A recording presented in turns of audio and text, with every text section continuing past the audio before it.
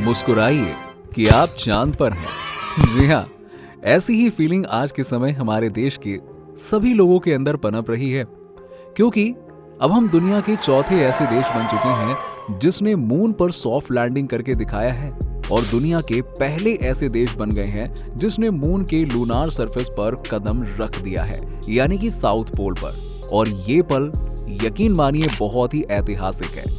लेकिन यहां तक पहुंचने के पीछे हमारे वैज्ञानिकों को काफी संघर्ष करना पड़ा है। दोस्तों, आज से 4 साल पहले चंद्रयान 2 को जब लॉन्च किया गया था, तब उसके असफलता ने सभी को काफी निराश कर दिया था। लेकिन हम फिर से खड़े हुए और आज अपने उस सपने को साकार करके ही दिखा दिया। लेकिन इस बार के चंद्रयान 3 मिशन में ऐसा क्या अलग किया गया था जिसके चलते इस इतिहास को रचा गया? चंद्रयान 2 की असफलता का क्या कारण था और उससे सीख लेकर हमने कैसे चंद्रयान 3 मिशन को अंजाम दिया, जानेंगे आज के इस वीडियो में। तो बने रहिएगा हमारे साथ इस वीडियो में एंड तक। दोस्तों, जब चंद्रयान 2 मिशन को लॉन्च किया गया था तब उम्मीदें तो काफी ज्यादा थीं, लेकिन उम्मीदों पर हम लोग खरे उतर नहीं पाए थे। वजह थी खराब तकनीकी, जिसका अनुमान शायद हमारे वैज्ञानिकों ने उस समय नहीं लगाया। लेकिन अपनी गलतियों को सुधारते हुए इस बार हमने हर उस चीज का ध्यान रखा जो इस मिशन को अनसक्सेसफुल बना सकती थी। उदाहरण के तौर पर अगर हम आपको बताएं तो इस बार जिस बात का सबसे ज्यादा गौर किया गया था वो था लैंडर और रोवर का डिजाइन। इसके सॉफ्टवेयर से लेकर इसके हार्डवेयर को अच्छी तरीके से अपग्रेड किया गया था। इसरो के वैज्ञानिकों ने तमाम कैलकुलेशंस को ध्यान में रखते हुए इसके डिजाइन को तैयार किया था।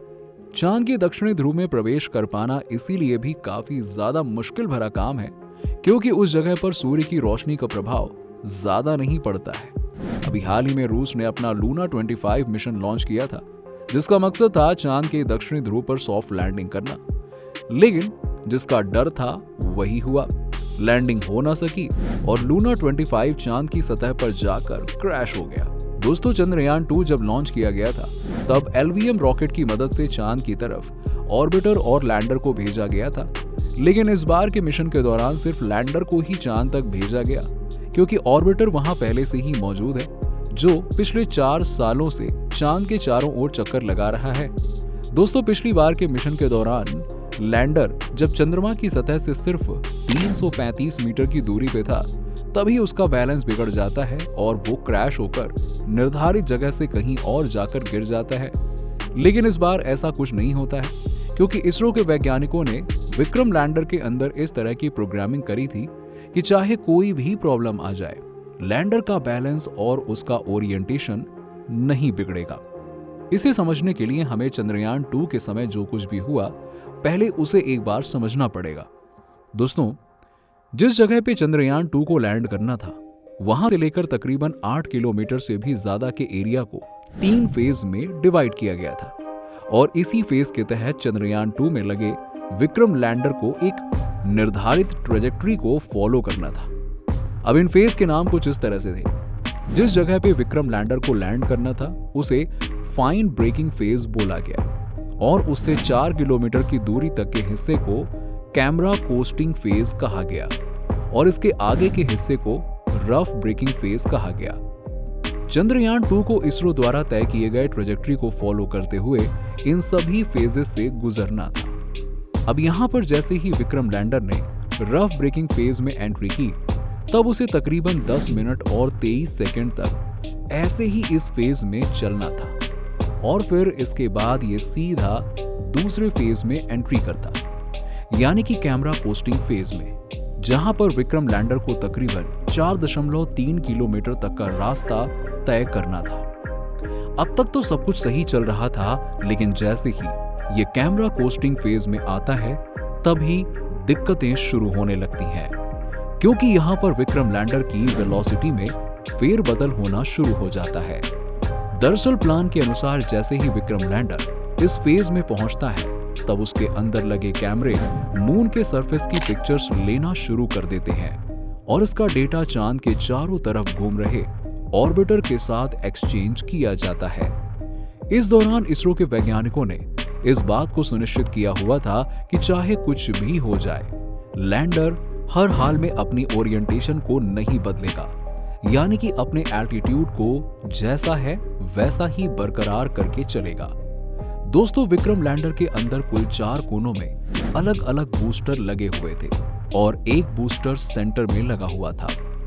ऐसे में हमारे वैज्ञानिकों ने यहाँ पर ये नहीं सोचा था कि अगर इसमें लगा एक भी बूस्टर सही मात्रा में थ्रस्ट पैदा नहीं कर पाया तो इसमें लैंडर का बैलेंस बिगड़ सकता है। इसके अलावा इस पूरे सफर के दौरान विक्रम लैंडर को तय किए गए डिग्री के अनुसार अपने आप को रोटेट करना था, लेकिन जैसे ही इसकी वेलोसिटी में बदलाव होना शुरू हुआ तब विक्रम लैंडर नियमित डिग्री के हिसाब से खुद का ओरिएंटेशन बदल नहीं पाया और सीधा चंद्रमा की धरती पर जाकर क्रैश कर गया। जिस निर्धारित जगह पर इसे लैंड करना था वहां से तकरीबन 810 मीटर दूर जाकर लैंडर गिर गया। अब दोस्तों, चंद्रयान 3 के समय हमारे वैज्ञानिकों ने जो बदलाव करे थे उनमें सबसे बड़ा बदलाव था लैंडिंग एरिया का एक्सपेंशन।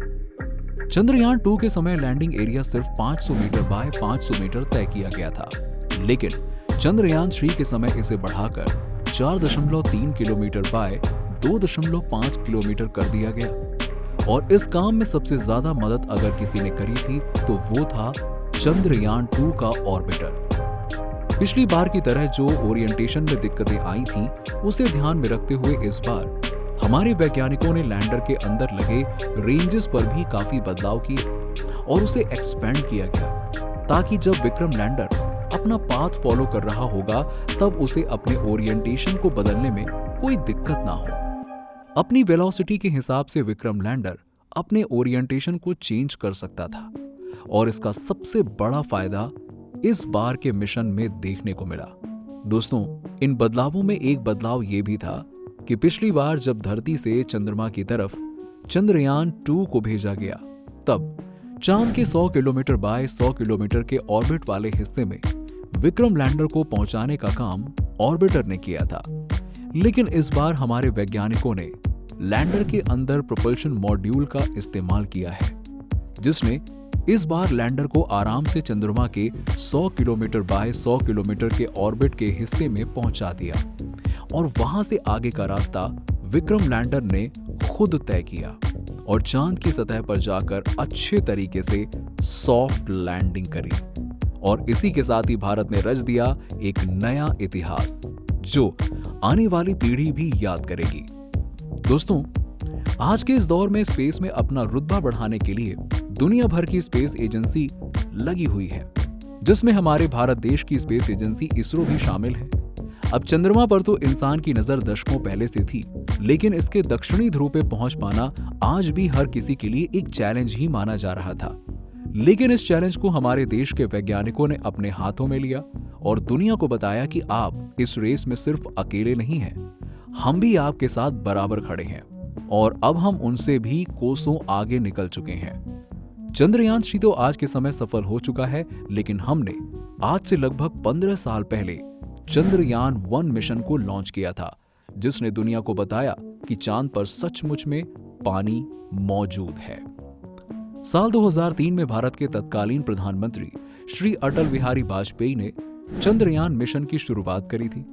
तारीख थी 15 अगस्त 2003, जब भारत में चंद्रयान मिशन की शुरुआती तैयारी की गई थी और नवंबर 2003 को भारत सरकार ने पहली बार भारतीय स्पेस एजेंसी इसरो को चंद्रयान 1 की मंजूरी दी थी और फिर 5 साल बाद यानी कि 2008 में आंध्र प्रदेश में मौजूद सतीश धवन स्पेस सेंटर से चंद्रयान 1 को लॉन्च किया गया और उस समय भारत दुनिया का 5वां ऐसा देश बन गया था जिसने चांद पर अपना मिशन भेजा।